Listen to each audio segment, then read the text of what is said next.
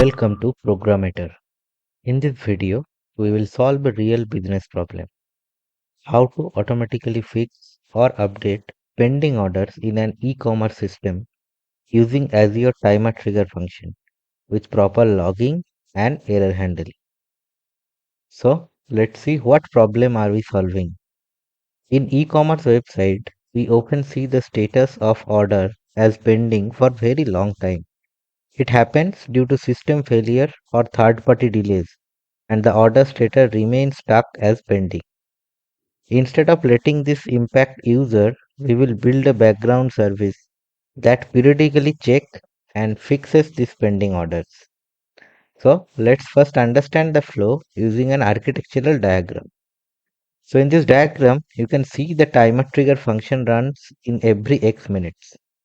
It fetches all pending orders from the DB or from an API or from some service. It checks business rule. Is it old enough? Should it be marked failed or retired? If yes, then it updates the status and logs the outcome. Here, everything is in async, all handled without human involvement. Now, let's go to Visual Studio to see the actual implementation. So, we are in the Visual Studio now. Here I have created an Azure function, order status function. Inside this, we have a timer trigger function, auto update order status. And here you can see the cron expression, which is used to set the interval to call the timer trigger function. For simplicity, I have set the interval to 10 seconds. So after every 10 seconds, this function will be executed automatically. Let's look at the solution explorer. Here we have an order model class, which is consisting the properties of an order like ID, status, and created at. Now we have order status.cs class where we have kept the business logic for this application. If you see here, we have a task auto update order async, which is internally fetching all the orders from get mock orders method. In get mock orders method, for the sake of simplicity, I have created a list of orders. But in real world scenario, order details will come from database or from an API.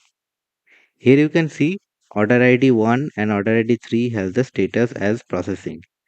And for this demo purpose, I have intentionally set the created at time as current time minus 15 and current time minus 20 respectively for order ID 1 and 3, which means order has been placed 15 minutes and 20 minutes back and it is still in the processing status.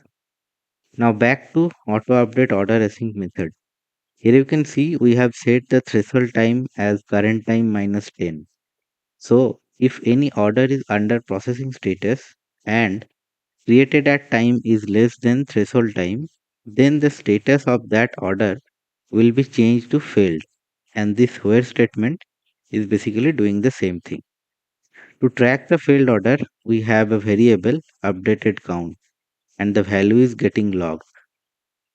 Now coming back to timer trigger function, let's see the error handling part.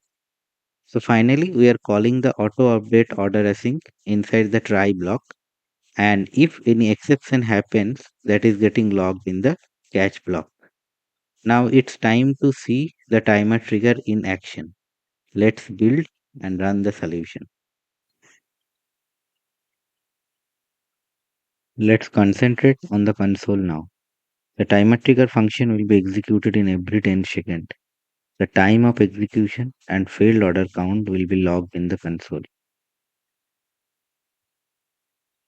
So in this way, we can configure time trigger function to solve real-time problems without manual intervention.